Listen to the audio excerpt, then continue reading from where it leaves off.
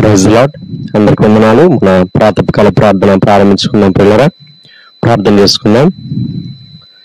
మహాగణుడా, మహోన్నతుడా, గొప్ప దేవ యేసయ్య, మీకే స్థితులు స్తోత్రాలు వందనాలు చేయించుకుంటున్నాం. దేవా మా తండ్రి, నిన్న నేడు నిరంతరం ఏకరీతిగా ఉండే గొప్ప దేవాన్ని స్తోత్రాలు వందనాలు చేయించుకుంటున్నాను. ఆయన మీ ప్రేమ కొరకు, మీ కృప కొరకు, మీ దయ వాత్సల్యత సమస్తం కొరకు మీకు స్తోత్రాలు వందనాలు చేయించుకుంటున్నాను. ఆయన నూతన జనంలోకి మమ్మల్ని మీరు ప్రవేశపెట్టిన విధానం అంతటి కొరకు స్తోత్రాలు. ప్రభావ మరొకసారి మమ్మల్ని తగ్గించుకొని దేవా సాగిలు పడుతూ దేవా మా తండ్రి నాయన మీ వైపు చూస్తున్నాం, మిమ్మల్ని స్తుతిస్తున్నాం, మిమ్మల్ని హెచ్చిస్తున్నాం, మిమ్మల్ని గణపరుస్తున్నాం. దేవా ఈ సమయాన్ని మా కొరకు దీవించమని ప్రార్థన చేస్తున్నాను. ఆయన మా తండ్రి 91వ కీర్తన చదువుకునే సమయం అంతటిని కూడా మా కొరకు ఆశీర్వదించమని ప్రార్థన చేస్తున్నాం. విశ్వాసంతో మీ వాక్యం ఎత్తి పట్టుకొని దేవా మా తండ్రి మేము చదువుతూ ఉండగా దేవా మా తండ్రి నాయన గొప్పగా మీ వాకులు వాగ్దానాలు మా పక్షంగా, మా కుటుంబీకుల పక్షంగా దేవా మీరే నెరవేర్చి దేవా మీ నామానికి మహిమ, దేవా మా తండ్రి అపవాదిక అవమానము సిగ్గు కలుగు చేయాలని ప్రార్థన చేస్తున్నాను. ఆయన దేవా సమస్త విషయాలు కృప చూపించండి.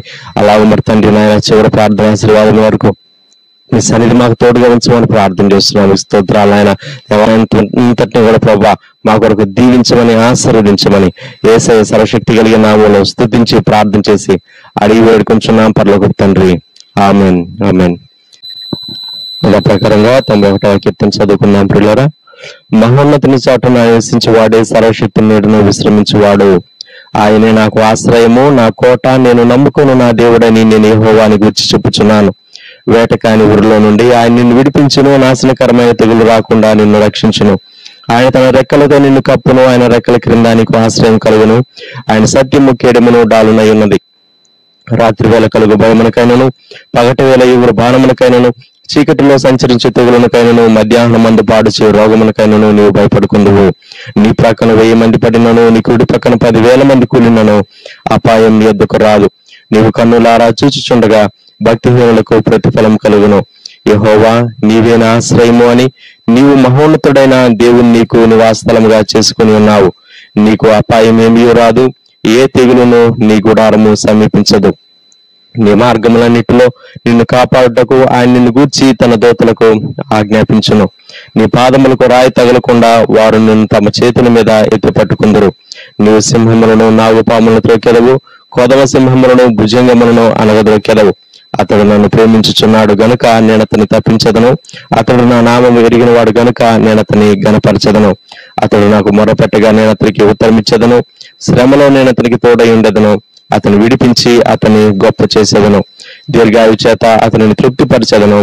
నా రక్షణ అతనికి చూపించదను. ఆమెన్. సమయంలో మనం దేవుని వాక్యం విన్నాం. పిల్లరా, దైవజనురాలు బానాంటి గారు వచ్చి మనకు దేవుని వాక్యం అందిస్తారు. ప్రభు యొక్క పరిశుద్ధ నామంలో మీకు అందరికి శుభములు తెలియజేస్తూ ఉన్నాను. దేవుని వాక్యాన్ని ధ్యానం చేసుకుందాం. దాని కొరకు మనం కీర్తనల గ్రంథంలో నుంచి ఒక వచనం చదువుకుందాం.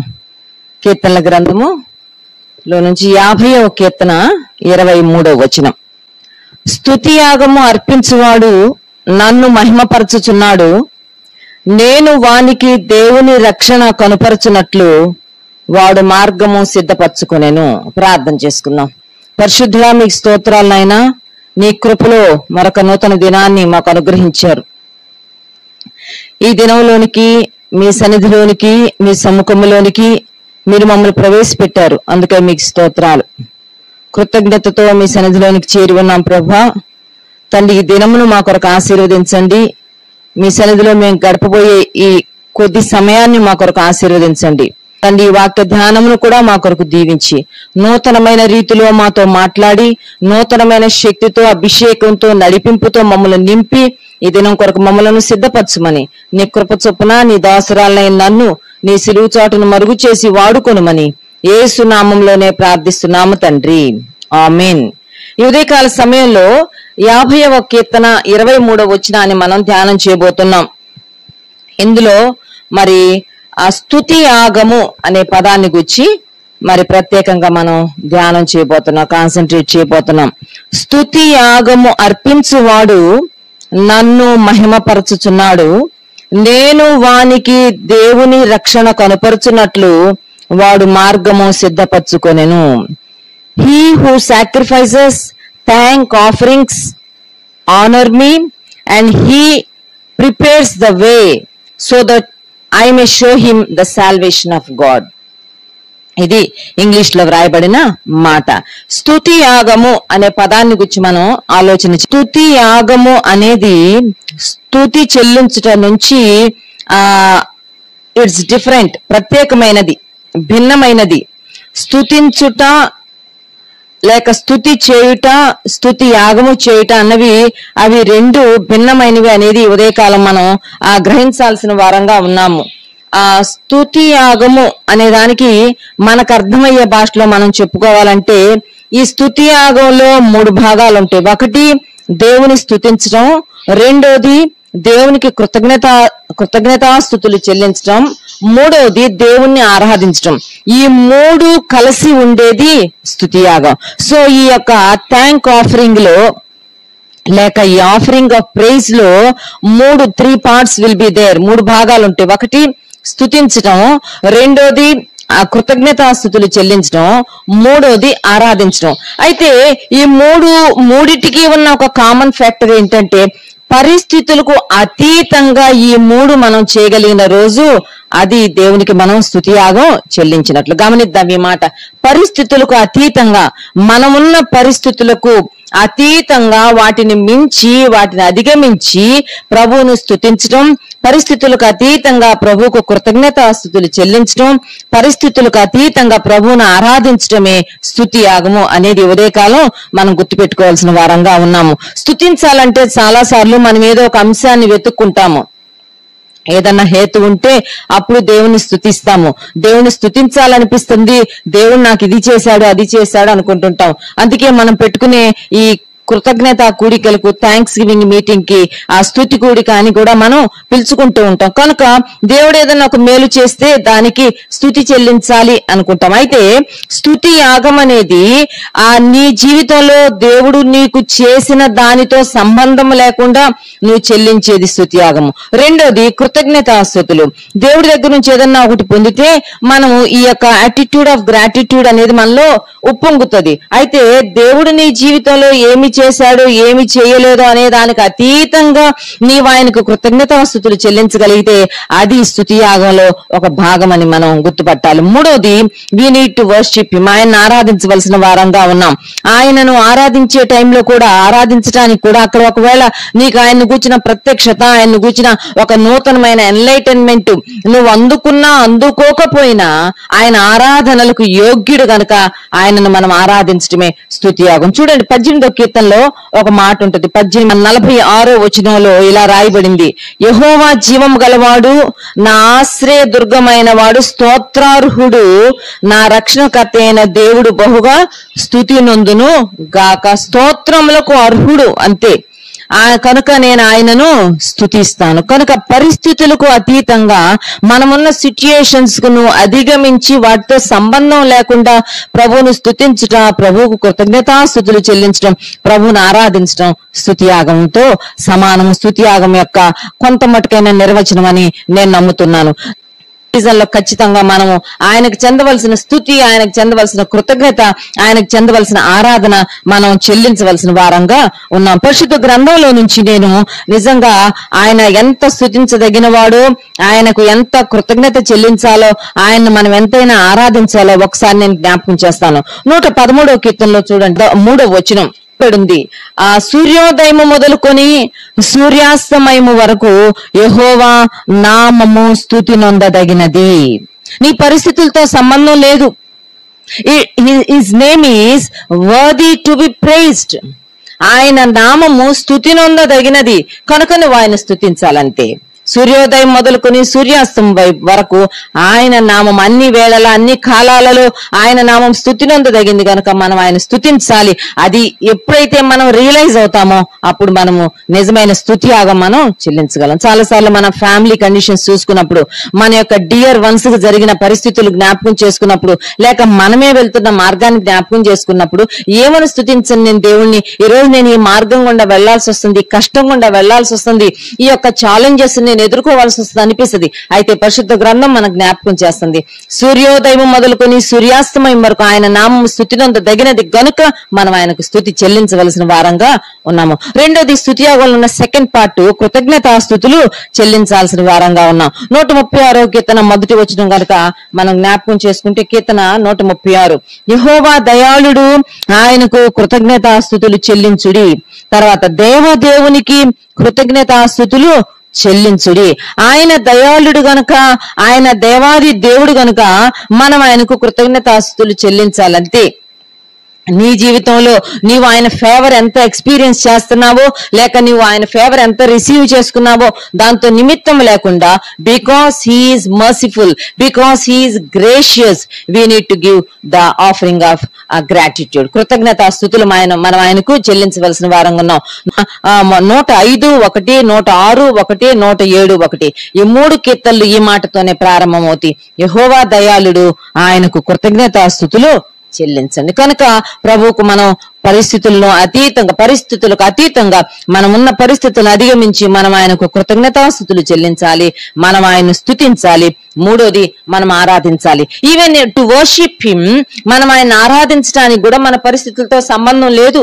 మన పరిస్థితులు ఎలాగున్నా గానీ, ఏ పరిస్థితులు గుండా మనం వెళ్లాల్సి, కన్నీరు కావచ్చు, అనారోగ్యం కావచ్చు, వ్యాధి కావచ్చు, అనుభవం గుండా మనం వెళ్తున్నా ఆయనను మనం ఆరాధించవలసిన వారంగా ఉన్నాం. ఆరాధనలకు యోగ్యుడు, ఆరాధనలు పొందదగిన దేవుడు, మనం ఆయన ఆరాధించవలసిన వారంగా ఉన్నాం. ఈ ఉదయకాల మరి దేవునికి స్తుతియాగము చెల్లించిన భక్తులను నేను జ్ఞాపకం చేయాలనుకుంటున్నాను. వారి జీవితాలలో వారున్న పరిస్థితులకు అతీతంగా వారు ఎలాగూ దేవునికి స్తుతియాగం చెల్లించారో మనం ధ్యానం చేస్తుండగా, ఈ రోజు నీవున్న పరిస్థితులకు అతీతంగా మనం అందరము ఆయనకు స్తుతి యాగం చెల్లించాలి.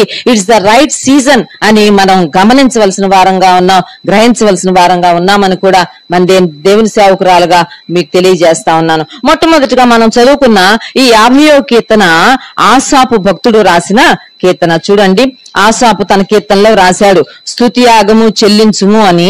ఎవరు రాశారని చూస్తే ఆసాపు కీర్తన. ఆసాపు ఎవరు అని కనుక మనం చూస్తే ఒక లేవీయుడు, లేవి గోత్రానికి చెందినవాడు.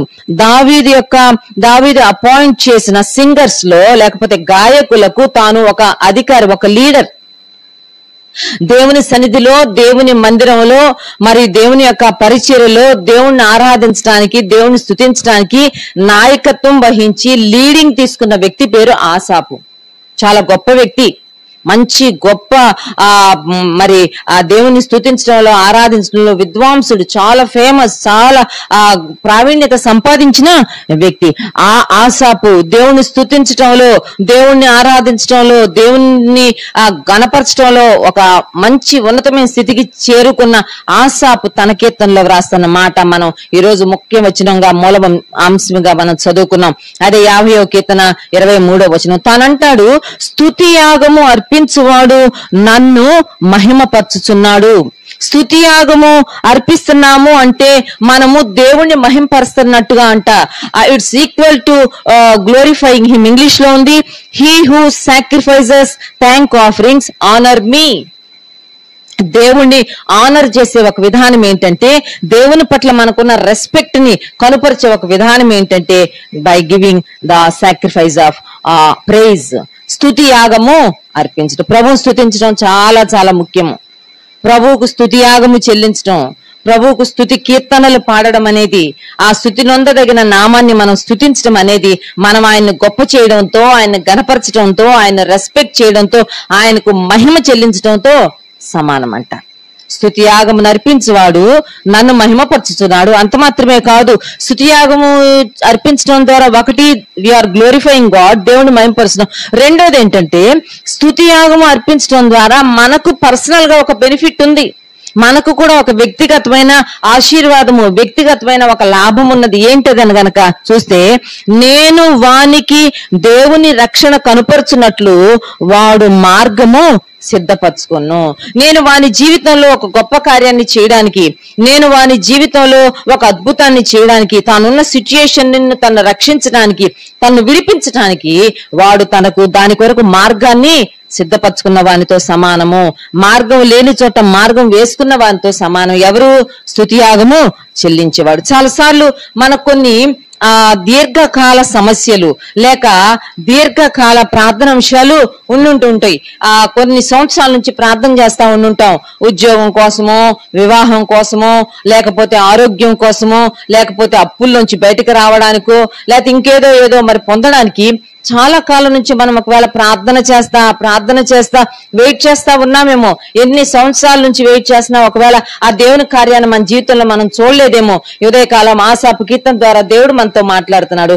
నేను వాని జీవితంలో రక్షణ కనుపరచాలంటే, నా రక్షణ, నా విడుదల, నా కార్యము అతని జీవితంలో జరగాలంటే ఆ బాట వేయబడాలి, మార్గం సరళం చేయబడాలి, అడ్డులు ఆటంకాలు తొలగిపోవాలి, ఇత్తడి తలుపులు ఇనుప గడియలు విరగొట్టబడాలి.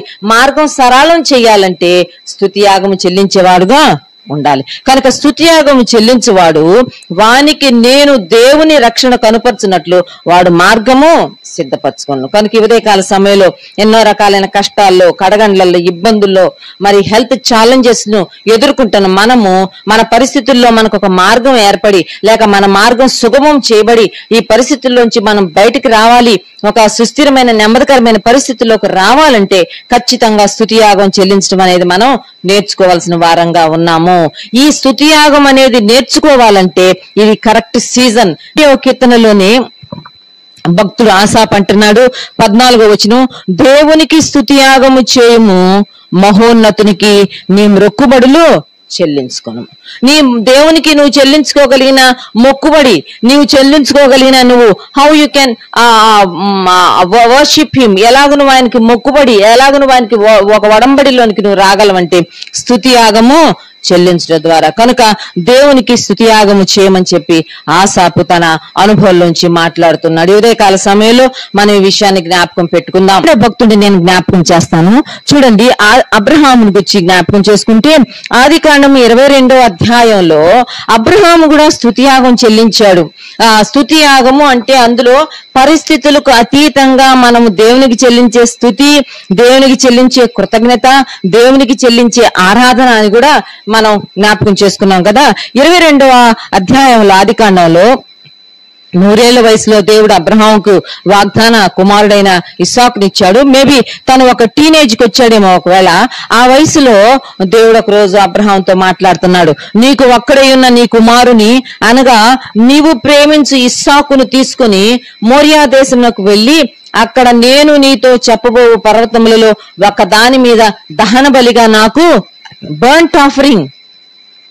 చాలా క్లారిటీతో దేవుడు మాట్లాడుతున్నాడు. నీకు ఒక్కడయ్యున్నా, నీవు ఎక్కువగా ప్రేమిస్తున్నా, నీవు ప్రేమించి ఇస్సాకును మొరియా దేశానికి తీసుకుని వెళ్ళు, అక్కడ నేను ఒక మౌంటైన్, ఒక పర్వతాన్ని చూపిస్తాను, నీవు అక్కడ ఇస్సాకును నాకు దహన బలిగా అర్పించాలి. ఎంత భయంకరమైన పరిస్థితి కదా.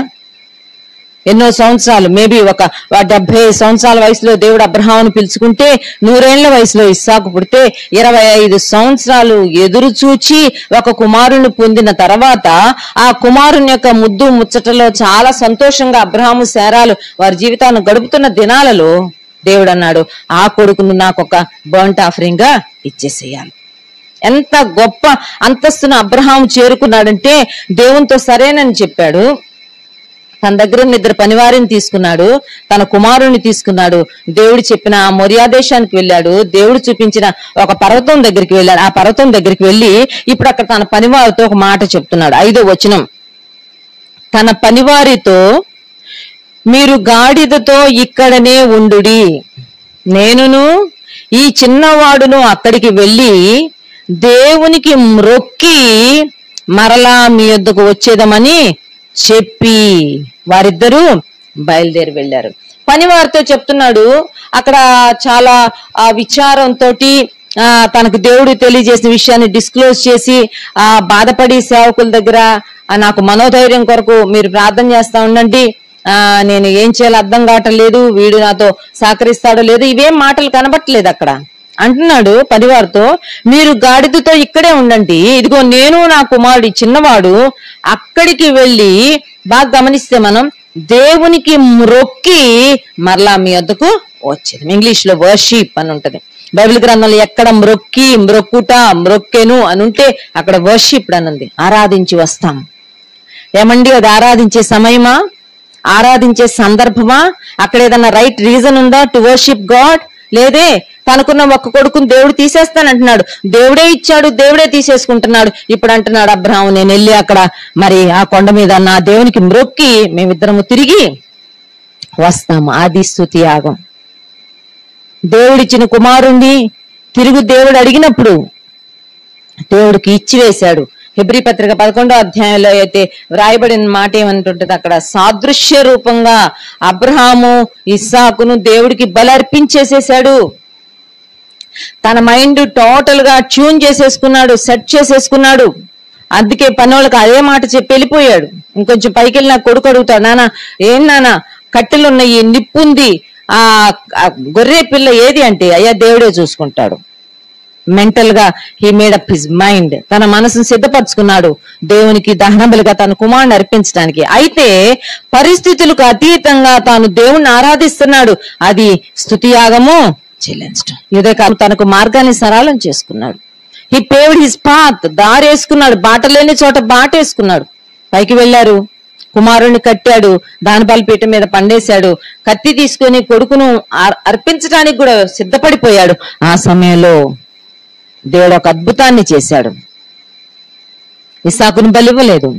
చాలు చాలు ఆపేసేసి, దేవుడు ఆపి, నీ కొడుకు నువ్వు తీసుకో, అదిగో అక్కడ పొదలో మరి తగులుకొనున్న పొటేలున్నది, దాన్ని తీసుకొచ్చి దహన బలిగా అర్పించాడు. ఉదయకాల సమయంలో భక్తులు వారి జీవితాలలో ఈ యొక్క స్తుతి యాగపు అనుభవాన్ని, స్తుతి యాగపు మెట్టును వారు అందుకున్నారు. ఆ మెట్టును వారు ఎక్కారు, దానిని వారు సాధన చేశారు. ఆసాపు స్తుతి యాగం చెల్లించడంలో ప్రావీణ్యత సంపాదించిన ఒక గొప్ప విద్వాంసుడిగా తను తాను ప్రూవ్ చేసుకున్నాడు. ఇప్పుడు అబ్రహాం జీవితంలో చూస్తున్నాం, అబ్రహాం కూడా ఒక గొప్ప ఆ స్తుతి యాగము చేసిన వ్యక్తిగా తనను తాను రుజువు చేసుకున్నాడు. అందుకే అబ్రహాముని గురించి అన్నాడు, హీజ్ మై ఫ్రెండ్, నా స్నేహితుడు, నా మనస్సు ఎరిగిన వాడు, నన్ను అన్ని పరిస్థితులు నేనేమి చెప్పినా ఏమి చేయమన్నా నా పట్ల నా ఆరాధనా భావం అబ్రహాంకి మారలేదు, తగ్గలేదని ప్రభు అబ్రహామును ప్రశంసించినట్టుగా మనం చూస్తాం. మూడవ యోబు దేవుని స్తుతించాడు, స్తుతి యాగం చెల్లించాడు, దేవుని ఆశీర్వాదాల కొరకు మార్గాన్ని సరళం చేసుకున్నాడు.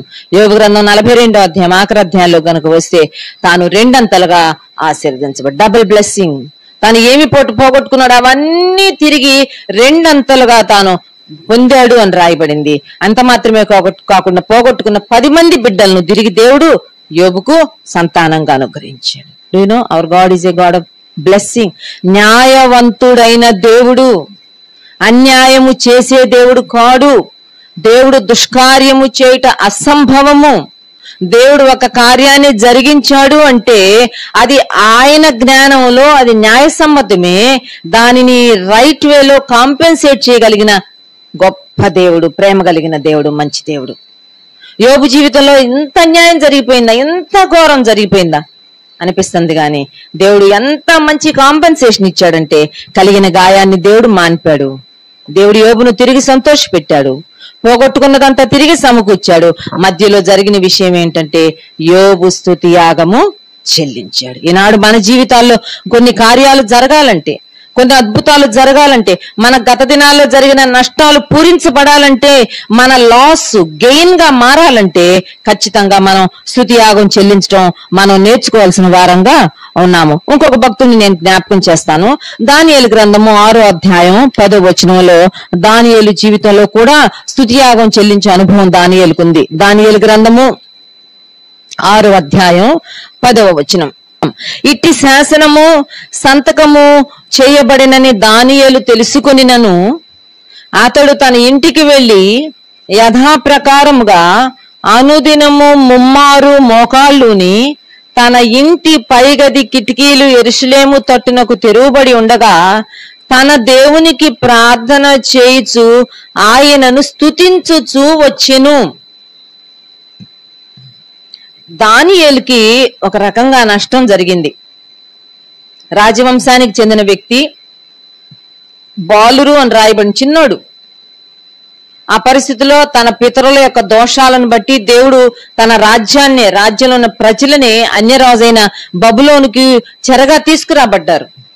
వాళ్ళలో చిన్నవాడైన దానియేలు కూడా వచ్చి ఫర్ నో రీజన్, దానిలో తనకి ఏ విధమైన ప్రమేయం లేదు, కానీ పరదేశానికి వచ్చేసాడు, ఒక పనివాడుగా వచ్చేసాడు, దాసుడుగా వచ్చేసాడు, చెరగొని తీసుకురాబడ్డాడు. అక్కడ తన భాష మారిపోయింది, పేరు మారిపోయింది, అన్ని మారిపోయినాయి. తన వాళ్ళంటే ఎవ్వరు తనకు కనబట్టలేదు. అటువంటి పరిస్థితులలో, ఆ పరిస్థితులకు అతీతంగా తాను దేవునికి ప్రార్థన చేసుకుంటూ వచ్చును అంటే సరిపోయి ఉండేది. కానీ తాను దేవునికి ప్రార్థన చేయొచ్చు, ఆయనను స్తుతించచ్చు వచ్చాను. ఏమని స్తుతించాలి? సుమారుగా తక్కువ లేకుండా ఒక 70 సంవత్సరాలు ఉన్నాడంట తాను ఆ దేశంలో. 90+ తాను బ్రతికింది.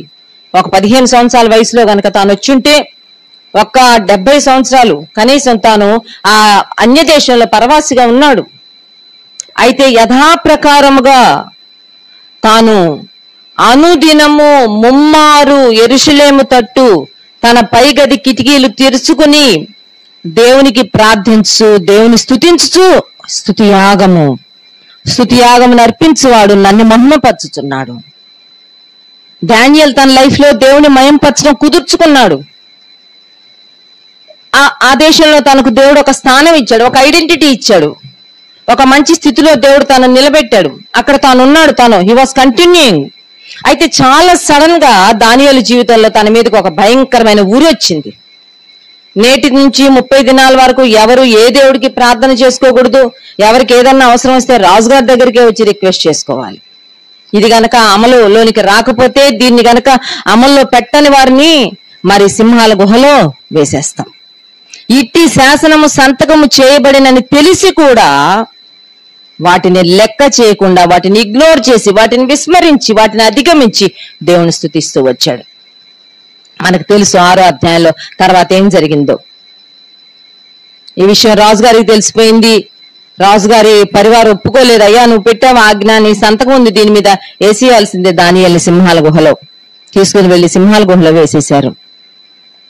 తన స్తుతి యాగము తనకు దేవుని రక్షణ కనుపరచబడినట్లు మార్గాన్ని సుగమం చేసింది. చూడండి 6వ అధ్యాయంలో సింహాల గుహలో వేసేశారు. ఉదయమే రాజు పరిగెత్తుకుంటా వచ్చాడు.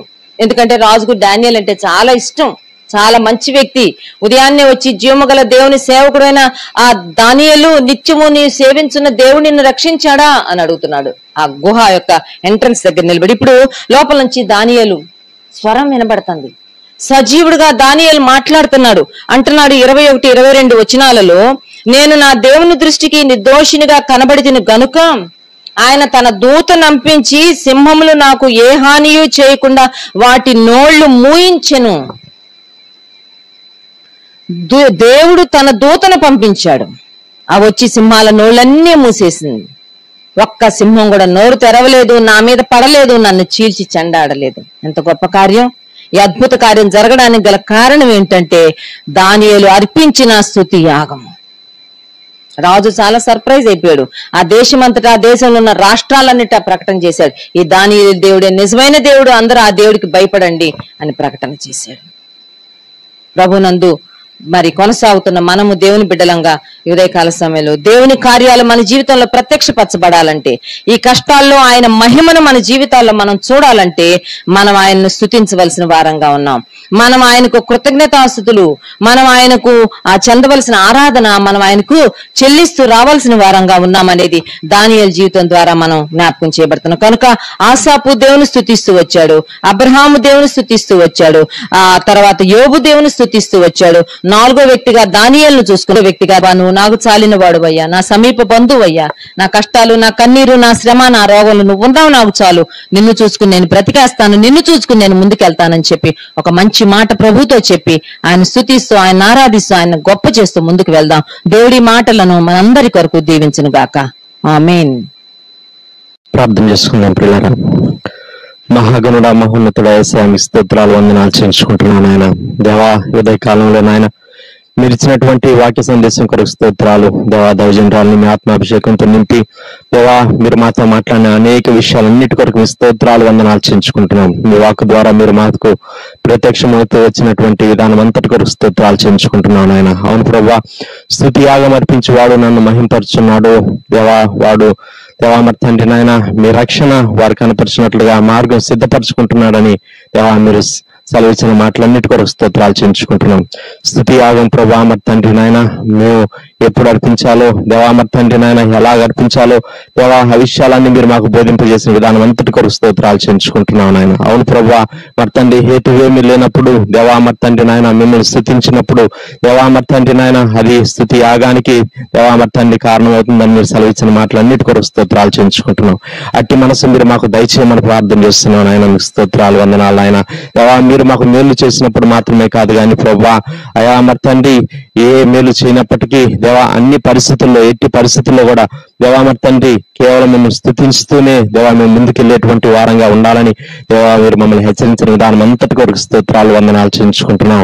దేవా ఆసాపు దేవా మరి తండ్రి రాసినటువంటి కీర్తనలో నుంచి దేవా మీరు మాకు బోధించిన విధానం అంతటి కొరకు స్తోత్రాలు ఆయన. అవును ప్రభా సూర్యోదయం మొదలుకొని సూర్యాస్తమయం వరకు యెహోవా నామము స్తుతినందదగినదని దేవా మీరు సెలవిచ్చిన మాటలు కొరకు స్తోత్రాలు చెల్లించుకుంటున్నాం. అవును ప్రభా మీరు గొప్ప దేవుడు దేవా మరి తండ్రి ఏ కారణం లేకుండా కూడా దేవా మిమ్మల్ని స్తుతించబద్దులో ఉన్నామని దేవా ఆసాపు ద్వారా మీరు మమ్మల్ని హెచ్చరించిన విధానం అంతటి కొరకు స్తోత్రాలు చెల్లించుకుంటున్నాను ఆయన. తద్వారా మరి తండ్రి అయా మా రక్షణ మార్గాన్ని మేము సిద్ధపరచుకోవడానికి మాకు సహాయం చేయమని ప్రార్థన చేస్తున్నాం.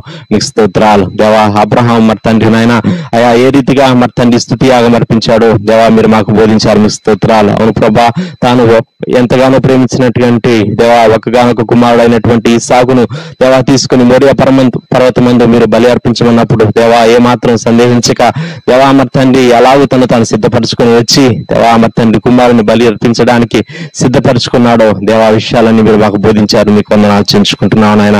దేవా మరి తండ్రి నాయన ఎలాగ దీవించబడ్డాడో ఆ విషయాలన్నీ కూడా మీరు మాకు బోధించారు. మీ స్తోత్రాలు చెల్లించుకుంటున్నాం ఆయన. ప్రభా మరి తండ్రి యోబును మీరు మా ఎదురుకి తీసుకొచ్చిన విధానం అంతటి కొరకు స్తోత్రాలు. యోబు మరి తండ్రి నాయన 10 మంది బిడ్డలను కోల్పోయినప్పటికీ దేవా మరి తండ్రి యెహోవా ఇచ్చిన యెహోవా తీసుకుని పోయాను యెహోవా నామమునకు దేవా మరి తండ్రి స్తుతి కలుగును గాకని ఎలాగ చెప్పాడో దేవా మరి తండ్రి ఆయన తుదకు 2 దీవెన పోగొట్టుకున్న ఆస్తి సమస్తాన్ని దేవా మరి తండ్రి ఎలా సంపాదించుకోగలిగాడో ఆ విషయాలన్నీ మీరు మాకు బయలుపరిచారు. స్తోత్రాలు చెల్లించుకుంటున్నాం.